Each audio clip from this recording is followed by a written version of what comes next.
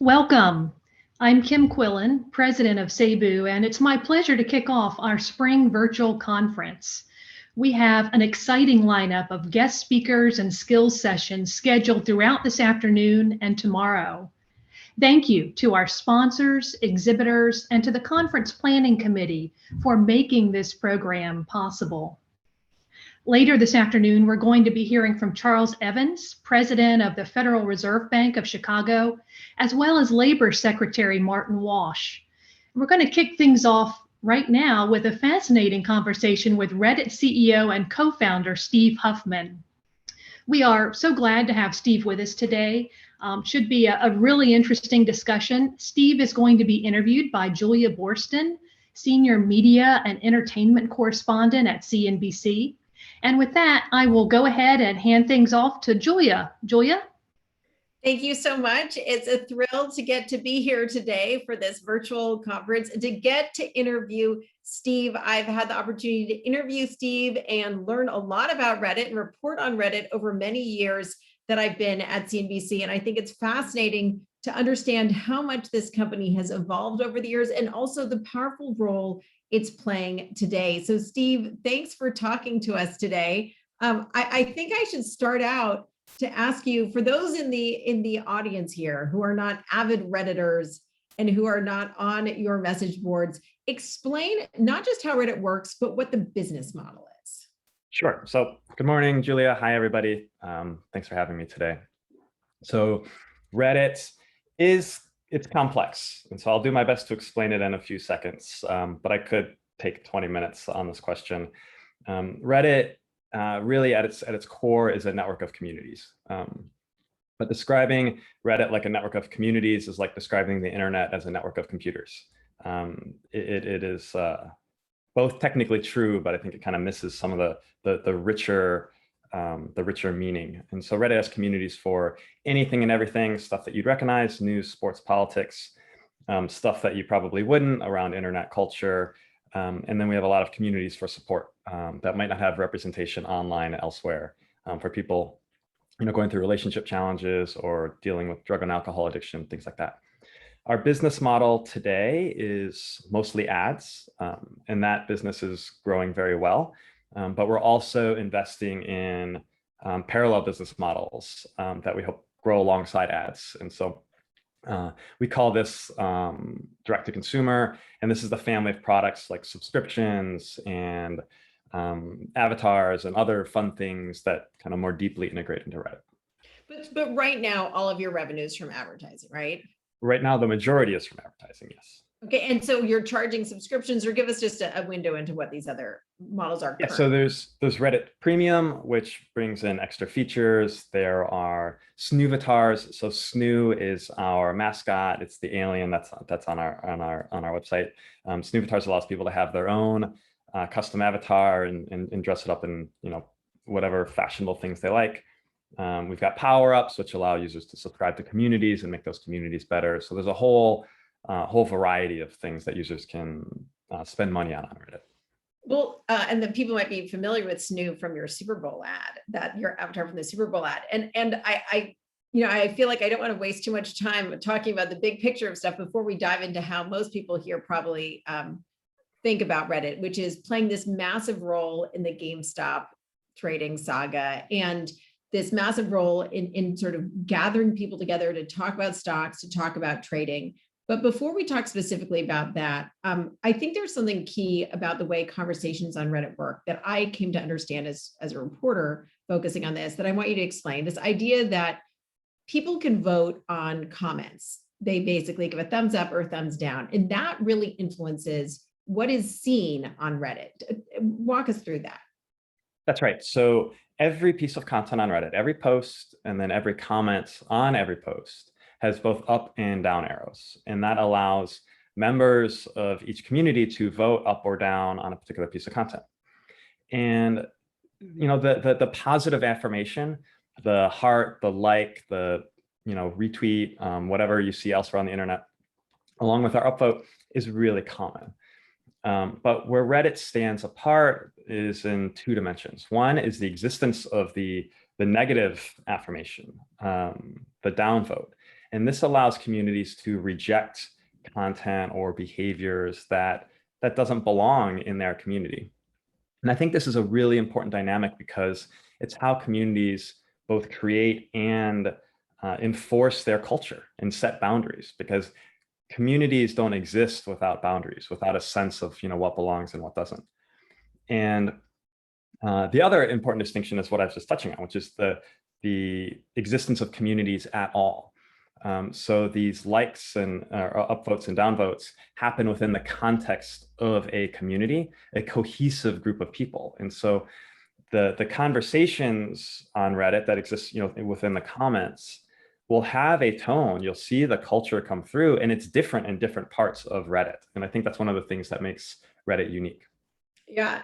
Before I dive into the whole Wall Street bets thing, I want to ask everyone who's watching now to feel free to put questions into the chat. We will have a question and answer session at the end, but I'll be asking the questions that you put in there for convenience sake in this Zoom world that we're living in. So Steve, I remember the beginning of January, there was this one day I was anchoring, and it was the first day that GameStop shares started going crazy. And I was like, what is going on here? And that night I was talking to a friend who's in finance, and I said, what was going on with GameStop today? The stock moved. And he said, oh, you have to watch what's going on this Reddit board, Wall Street Bets. It'll give you a sense of what's happening. There's some momentum trade going on right now.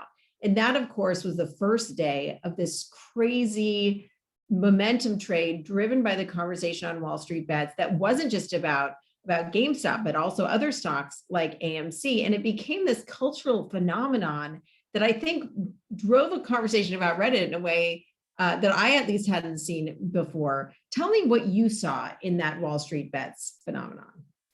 Yeah, Wall Street Bets was really fun. First, from my point of view as a user, I mean, of course, I use Reddit a lot. And Wall Street Bets has actually been one of my guilty pleasures for some time now. And so I was aware that GameStop and AMC and other stocks are being often discussed and traded in Wall Street Bets.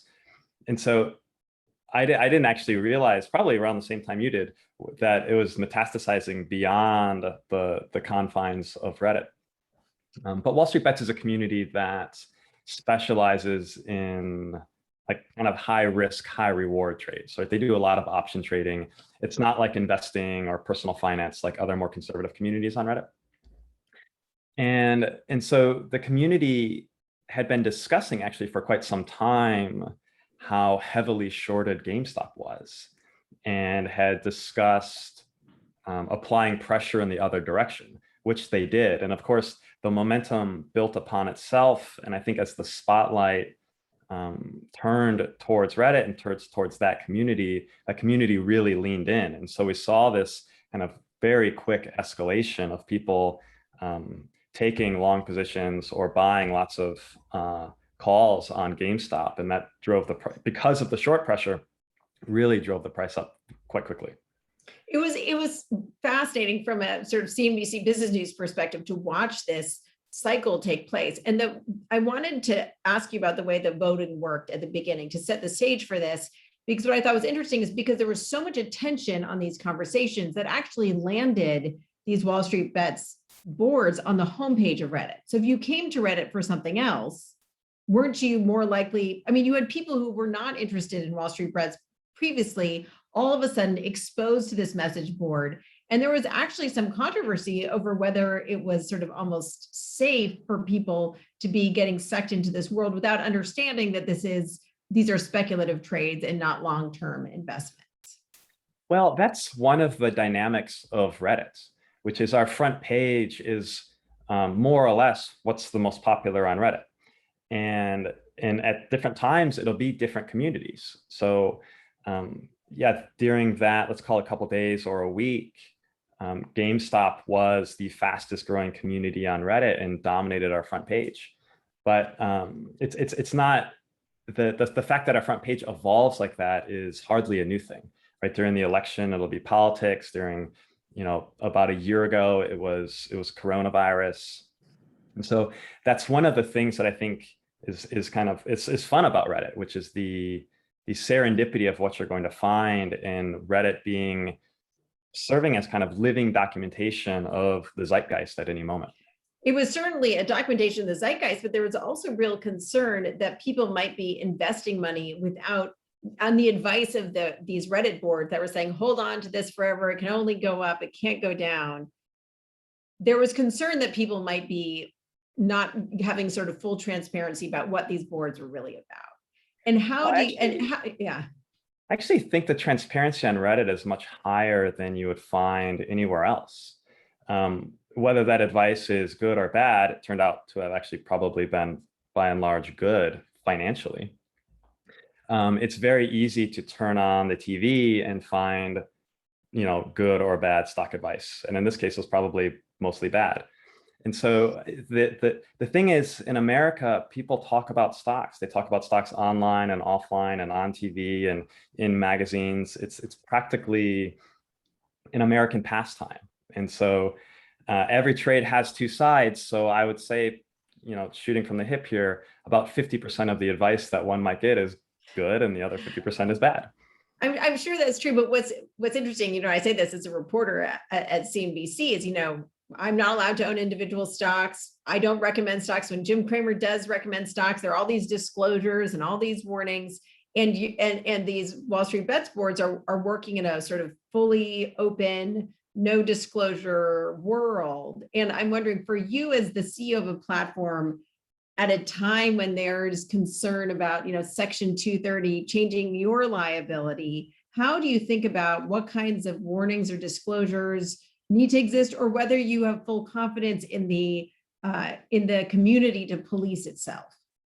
But I don't think the burden is on us to decide whether these conversations are sound financial advice or not.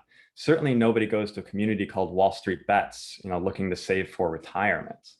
It's what that community is about is pretty obvious. And in the conversations, it's very obvious. It only takes about 10 seconds of reading there. And furthermore, Reddit is not a brokerage, right? We are a message board where people have discussions. And I think what's important both on Reddit and beyond Reddit is for people to be able to have these discussions. They're fun to participate in, they're fun to watch. And if people want to trade based on what they're learning from here or learning from somewhere else, I don't think we are it would be very, I think, paternal, almost condescending for us to tell people what they should and should not do with their own money. So this is a good transition to ask you about your content moderation policies, because Reddit has always been a home for free speech, but you also have updated your content policies multiple times over the years, including last year. You had a big update to your content policy. And part of the content policies are established by each Reddit group, and then there are some rules that are established by you and the corporate executives. Tell us about how that has evolved over the years and where you stand now. Sure. So Reddit has 3 layers of moderation. The largest layer, and actually I think the most important layer, is the one we already discussed, which is the community moderation, the ups and downs on everything. What we've learned on Reddit is that people actually en masse, I think, are pretty good at surfacing good content and rejecting bad. And there's a lot of nuance into those decisions because those people are the closest to closest to having all of the context. But starting on the other end, we have centralized moderation and policy teams, just like our peers do. So we write the platform-wide rules that everybody on Reddit must abide by. And as you mentioned, we update those rules frequently, including a big update last year. And I expect we will continue to evolve those rules. The context in which we operate changes, our ability to articulate our values into policy also continues to evolve and hopefully improve. And so on one hand, we've got the centralized moderation of our teams and the community moderation from the broader user base. And in the middle, we have our community rules. So every community on Reddit is created by users. We call those users moderators. They're not paid employees of Reddit.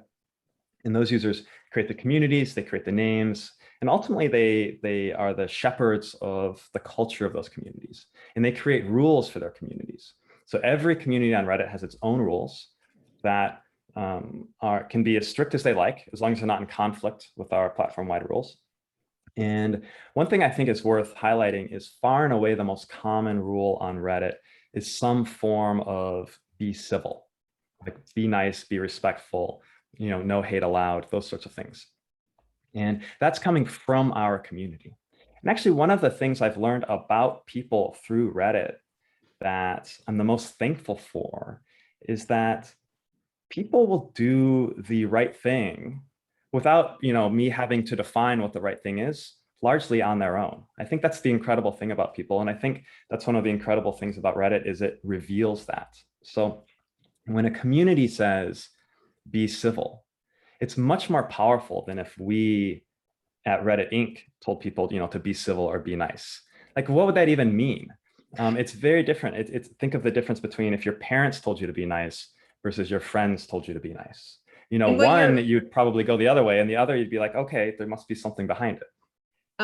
And what you're also indicating here is how engaged Redditors are. Your users are, for the most part, and I wonder if you could sort of break that down for us. How engaged are your users? What percentage of your total, I think it's 52 million users, are on the platform daily? Because it seems like to be involved in making these content moderation decisions, to be posting, upvoting, downvoting, these are people who really care about their Reddit circles. I mean, Reddit is, for many people, it's their home online. And they feel a real sense of ownership of their communities.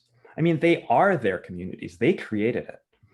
At Reddit Inc., we create the platform, we create the technology. We do our best to guide it and hopefully be a safe and welcoming place. But ultimately, our users have a lot of skin in the game. And I think that's very different from the other platforms. And so you banned a Donald Trump subreddit last year as part of the content sort of policy update.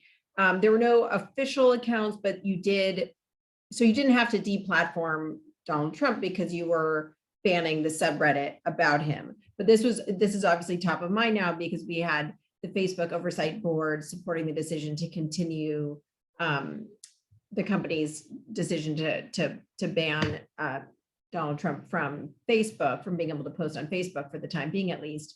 So I'm wondering how you see that decision, amid everything else that's going on right now.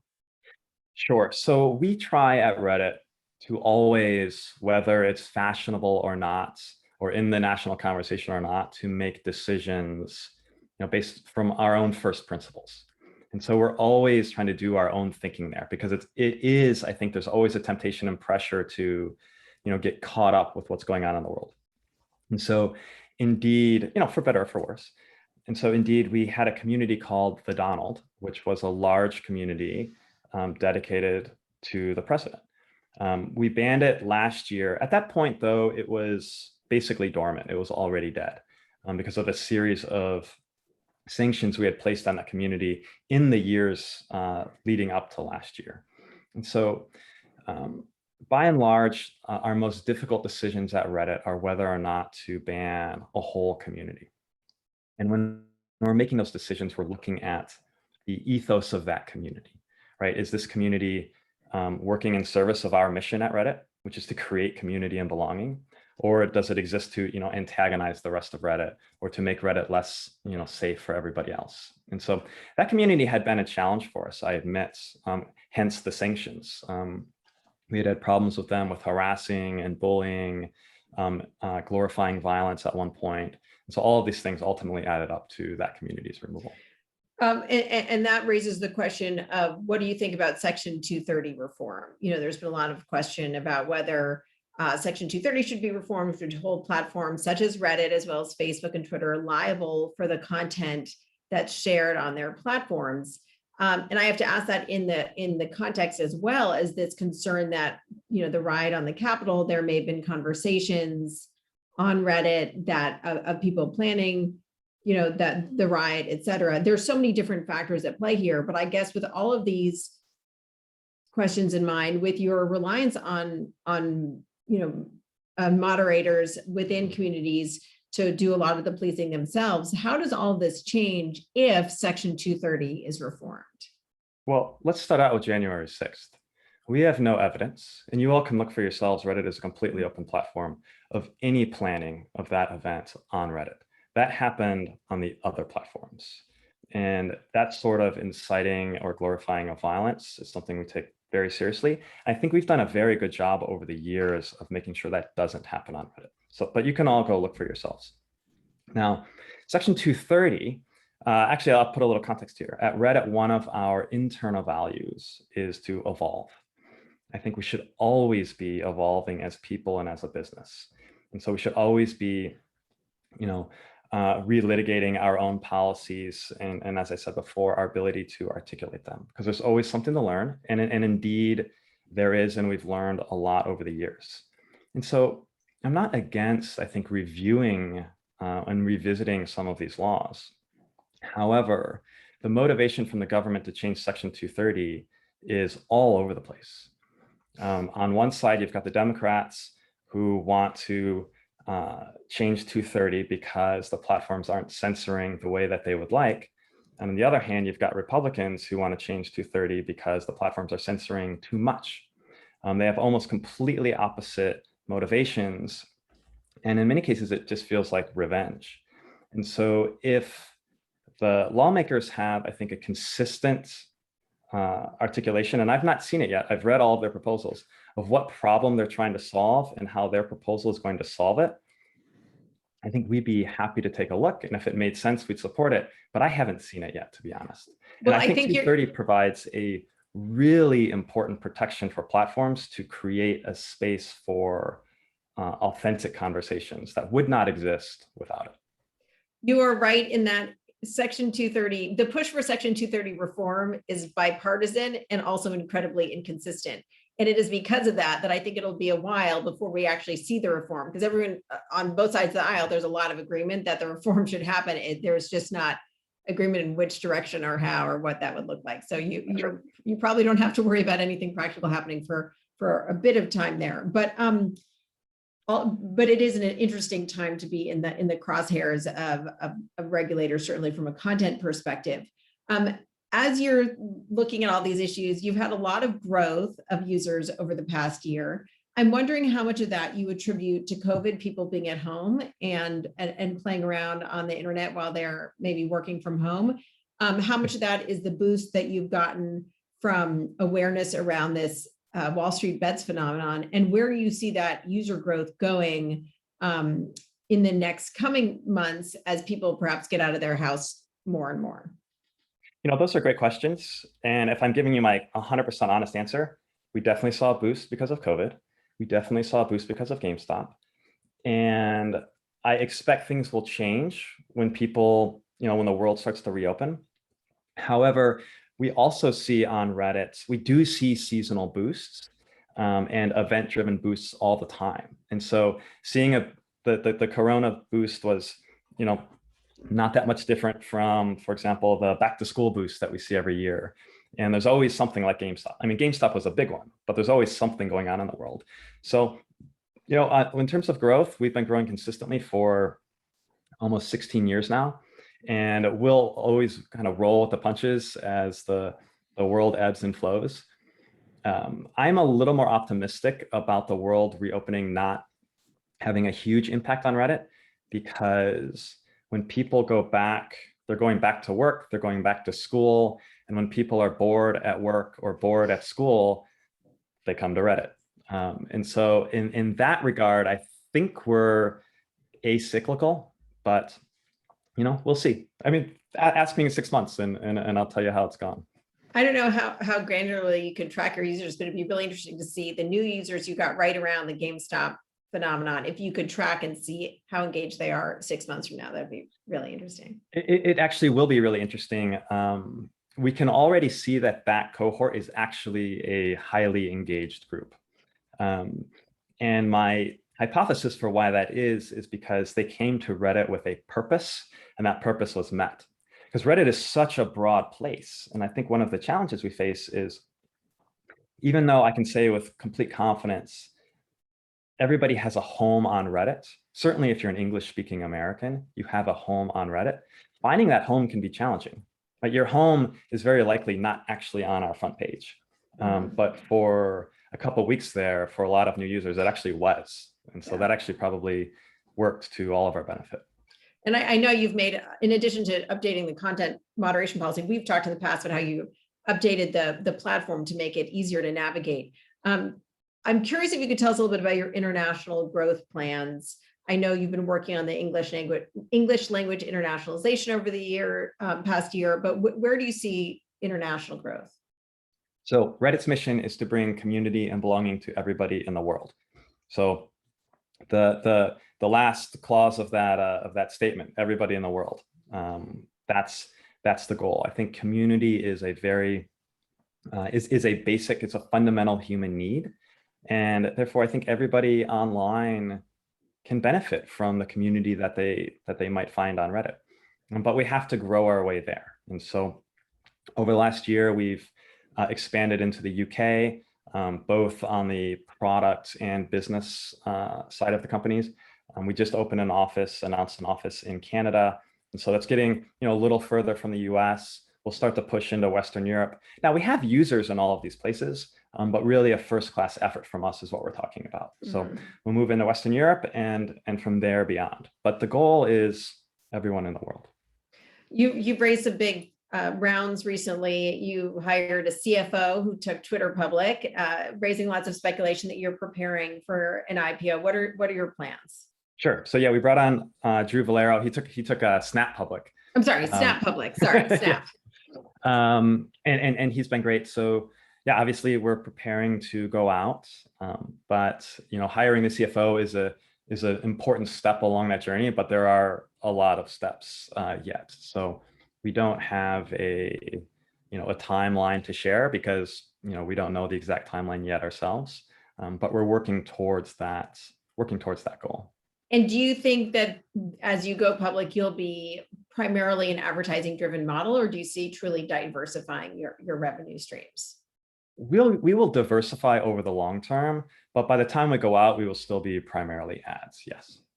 There is a question in the chat here that I'm going to ask, even though I wasn't yet about to go to Q&A, because this is a question that I was going to ask about the future as a public company. Caleb Silver asks whether going public could inhibit your ability to be as open a platform as you are today.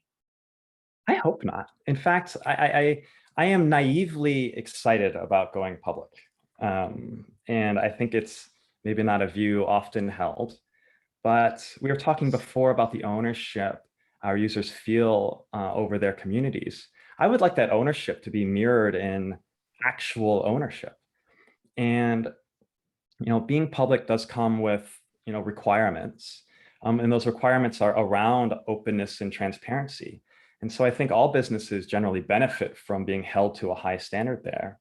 And one of our other values at Reddit is default open. And so I think that the requirements to be open with our numbers and our thinking is something I think that fits Reddit, and it's actually something that I'm looking forward to. However naive that may be. I mean, yeah, talk to some public company CEOs and they'll complain to you about disclosures and the cost of all the legal pieces of it. But when you say you want Redditors to be shareholders, are you imagining doing grants? I mean, what are you implying there? Well, I'm implying exactly what I said, which is I think, we in the United States, I think we have a duty to take our companies public. There's been a trend for companies to stay private longer and longer. But we can't talk about wealth inequality, I think, with a straight face and not allow everybody to participate in the ownership of our best companies and of our fastest growing companies. And Reddit is a platform that's largely created by its users. Everything interesting in Reddit is created by its users. So yes, I would love for our users to be able to participate in the ownership of Reddit. And one of the things we need to figure out as we figure out how we're going to go out is how to, facilitate that. So giving your Redditors access to shares before they're trading on the open market. Through some mechanism, yes, that's what I'd like to do. I look forward to I can't wait to talk to you about this on CNBC once you do it. And then I just want to ask you a quick question about your Super Bowl ad, which was very exciting. I remember pausing the TV reaching for the remote because I thought I had maybe dreamed it before we go to more audience Q&A here. But tell me about that decision to run a Super Bowl ad. It came together very quickly. It felt very Mr. Robot and intentionally edgy and glitchy. What were you thinking and what was the impact? So, we were in the middle of the GameStop moment. The Super Bowl has long had a unique presence on Reddit. Our Super Bowl community is really superb owl. And so the Super Bowl has been kind of a joke on Reddit for a long time, a playful joke. This year, actually, the NFL showed up to the superb owl community and participated. The ad was really it's a 1 week decision. So prior to the Super Bowl, a week before, we hadn't planned on doing the ad, but we had this idea. We'd been batting it around. I'm so happy to hear that you paused the ad, because that was our hope, is that it would be fast enough to distract people, but give them just enough time to consider pausing and going back and rereading it. I actually campaigned to have even a smaller font, so people would have to spend a lot of time on it. But I think the ad both touches on I think it's a good archetype for how Reddit fits into society, which is it's a little subversive, it's very playful, and it's, I think, and we have a little bit of different ways, we have different ways of doing things. Yeah, for those of you who don't remember, or if you were not paying attention for about a month in there, it looked like your screen was breaking and this Reddit logo flashed up and some small print, which is why everyone paused like I did to read it, to sort of introduce Reddit to the world. It was very, very clever. I'm going to get to some of these audience questions now, and then I have some more of my own, but I'll weave them in. And we asked the question about going public. Here's a question from Heather Long. She asks, what responsibility does your company have to weed out false information on Reddit? Are you concerned that Reddit is extending the reach serious misinformation about election fraud, vaccines efficacy, and more? So I think this is a really great question. It's one that we think about a lot. So the first thing I think to discuss when responding to a question like this is, again, the nature of how Reddit works. So as I mentioned before, we have 3 layers of moderation, and the centralized layer is what we have in common with our peers. But the community layers, the moderation layer from our users, and then the ups and downs are actually very effective when combating misinformation and conspiracy theories and these sorts of things, because people by and large know what's right and they know what's truthful or not, and are actually, I think, very good bullshit detectors. And so empowering them has worked very well for us. And so we often try to think, like, how can we empower them further? On Reddit, it's not some algorithm that's choosing what content you see, it's what the communities are choosing. And so where we spend a lot of our time on Reddit is on manipulation, on preventing the manipulation of Reddit.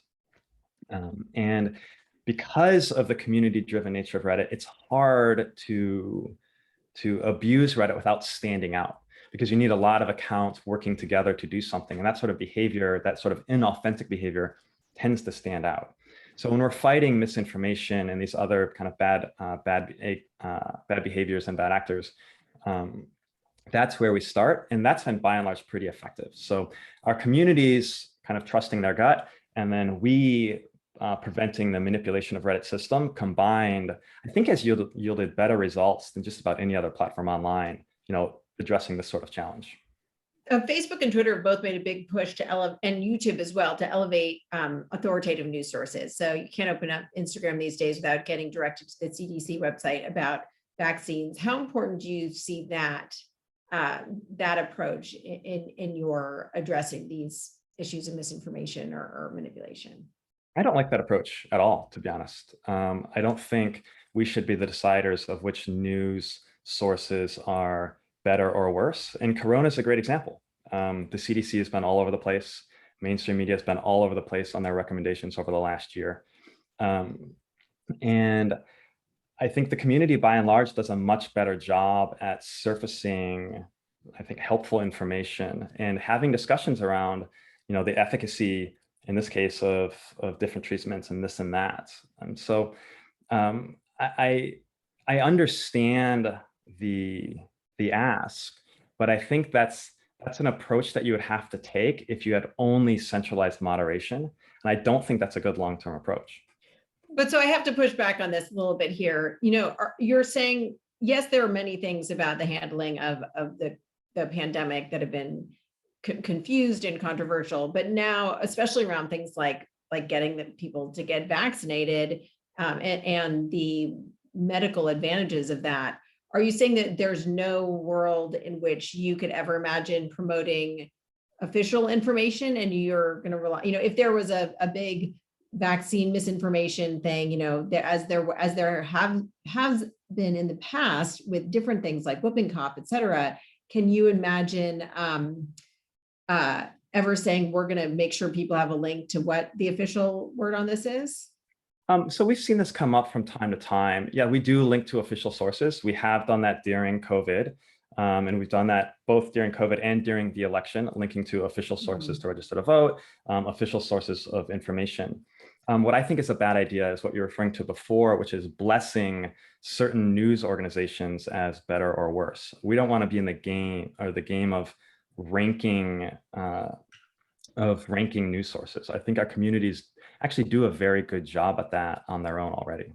Okay, so you would link to the CDC, but not say we always support whatever NBC News reports. I think we have linked to the CDC this year, yes. Okay, fair enough. Good. But I think it's just, we should, I just think we have to be honest with ourselves in that during COVID in particular, the information is moving quickly. And I think the opinions of these organizations is moving quickly. And so I think adaptability is really important. And adaptability is what we see, on a community platform like Reddit. And speaking of the adaptability of your moderators, there's a question here from Oliver Staley asking, is relying on volunteer moderators a potential risk factor for Reddit? And what keeps them from organizing and asking for payment? So everything interesting about Reddit is created by our users. And so Reddit doesn't exist without our moderators. It doesn't make sense without our moderators. They create community on Reddit. They use Reddit as a platform to create community. So the two are so deeply intertwined that it's hard to separate them. I do think that moderators and users, and like there are many different types of users here. So moderators would be among them. Creators, I think, would be another category here that's worth considering. Should be able to, I think, long-term earn money on Reddit, yes. But they don't work for Reddit, therefore Reddit wouldn't pay them, right? They don't do our bidding. They use Reddit to create their communities. But I do think economics will start kind of slowly working their way into Reddit. And in fact, a lot of our non-ads revenue initiatives kind of will build towards this end. And give me a sense of how, I think what you're saying there is that it's not like moderators are a separate group who are separate from the community who come in and oversee it. Moderators are just the community. The community monitors and moderates itself, is what you're saying. That's right. Yeah, that's right. And we're not going to pay them as employees because we're not instructing them for what to do. But I do think people should be able to use Reddit to make money. We're not there yet. That's one of our longer term initiatives. There's been a lot of talk recently. I've done a lot of stories on the creator economy and how Snapchat, Facebook, TikTok, all of these companies are creating tools. Twitter is enabling journalists to monetize their newsletters. There are all of these new tools to enable creators to monetize their fan base. And it sounds like you think that there should be ways for popular Redditors to monetize their engagement, or how would you see that playing out? I think it'll take a different form on Reddit. But the short answer is yes. I think, we're believers in the free market, and Reddit, its structure today is really built as modeled around, United States governance. But I would love to see even longer term, the United States, the economy, start to see that kind of through Reddit as well, which is a platform for, creating business potentially. The Oliver Staley asked a question about relying on volunteer moderators, which we clarified to explain that it's all about the community moderating itself. He followed up to say, this sounds like Roblox. How do you feel about that comparison? I love Roblox. They are ahead of us on something that I've long wanted to do on Reddit. But they've kind of taken the virtual world and gaming path, which I think is super cool. It's one of my favorite companies and products. I think Reddit, there's a similar path for Reddit, but it probably won't be around gaming. It'll be around community creation and what people can do when they're together. But I think that sort of kind of programming layer radical customization is really fun and interesting. And I think it just unlocks a whole world of evolution. Also removing the line between consumers and creators, and the idea that content is professionally created and game, in Roblox's case, games are professionally created. This idea that is a sort of fluid world where creators and consumers are both one and the same.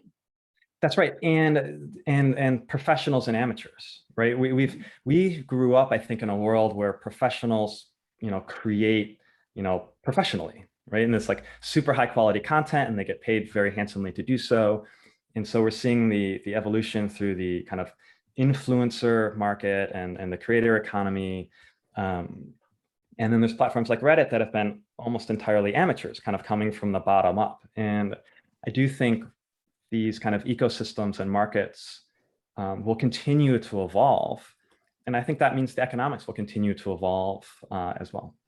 Yeah, it's a fascinating time. A question here from Andrew Lucky. He says, trees don't grow to the sky, and most dynamic tech runs into barriers and seriously unpleasant surprises along the way. What gives you the most concern, and what do you have in place for emergencies as your company continues to expand? That's a really good question. So, I mean, Reddit's been around 16 years. We've been through emergencies. We've hit barriers. You can read about our history. We've had plenty of ups and downs. And so I think one of the most important things that we keep in mind is that, there's always something else. In 2020, we thought 2020 was going to be the year of the election, and indeed that was a big part of 2020, but we didn't see COVID coming. And so, who knows what's in store in 21 and 22. I think the most important thing is that we be prepared to the extent that we can be. And so I think that usually means we need to be prepared to adapt, because we can't predict the future, but the only thing we know for certain is that the future won't look like today. That said, we've been around a while. We've been through these changes before. And so I'm confident that our company and our platform, can adapt because we've done it so many times. The year of adaptability, for sure. We're almost out of time, but I want to ask you a couple more questions, and I want to give a final call to questions from the audience here. I think it's interesting, you said you don't want to endorse just one particular news outlet, and you're all about content from the community, but you have done more official content partnerships and advertising partnerships with big entities like the NBA. I saw that there was an NBA Reddit ad sales partnership, and including content as well. Tell me how you see some of these big partnerships expanding or existing within this Reddit ecosystem that's primarily around consumers, creators being this fluid line. Well, the NBA is a great example. Reddit is home to some of the best sports discussion online, and around the NBA in particular, our communities are really great and super engaged. And so if the NBA wants to reach their customer base, reach their audience, their fans in a different context, doing so on Reddit can be really powerful. And so when the NBA shows up or the individual players show up, it can be a lot of fun for the communities. And it's a different experience for everybody. And so I think, part of our pitch, both on the ads and partnership side, is come build a new relationship with your customers around the passions that you all have in common. And do you imagine doing more big partnerships and deals like that? I hope so. Again, it's around making that connection. One of the light bulb moments for me was a few years ago. I'd always thought of ads as a necessary evil, through my 20s when I was younger. And having spent now a lot of time with our customers in, different sales calls and in different contexts, you realize like take Toyota, for example. The people who work at Toyota love Toyota so much that they work, for an auto company. they actually have a lot in common with our users in our Toyota community. And so letting the brand make that connection with their customers and talk about, off-roading and this and that, it's an honest relationship. And so I think to the extent that we can build honest relationships between brands and their customers, that's win-win for everybody. And just a final question here from the audience before we wrap it up. And I know this is a topic that you think a lot about, and certainly it seems like the folks in our audience today are thinking a lot about. And this is from James Medora. He asks, what more can be done to remove hate, bullying, and other hostile actions on Reddit? And what I will add to that is how much you're looking at AI-driven solutions versus more human solutions going forward. So it's a great question. So James, this is something we've been working on for years. I think we've made a lot of progress with both enhancing our policies and I think getting more effective. This is, I think, a really important part, articulating why our policies exist and articulating that balance between free speech and safety. And I think we've made a lot of progress there. And the way we look at that kind of conflict is through our mission. Our mission is to create community and belonging for everybody in the world. And if we have communities that are working against that, then they're not welcome on Reddit.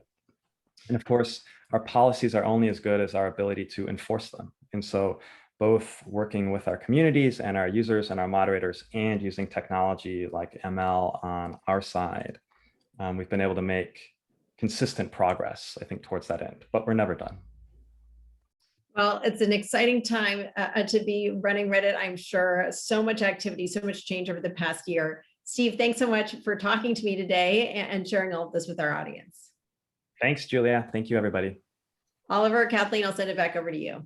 Thank you so much. Thank you, Julia. Thank you, Steve, so much for a really fascinating conversation. And I'm really glad you were able to join us, Steve. I just want to remind everyone, we've got a great slate of conversations coming up later today, starting with Charles Evans, the Chicago Fed president, and then followed by the Secretary of Labor. So please sign up for those sessions separately. You can't do it in this Zoom session. You'll have to do it in another one. Thank you so much.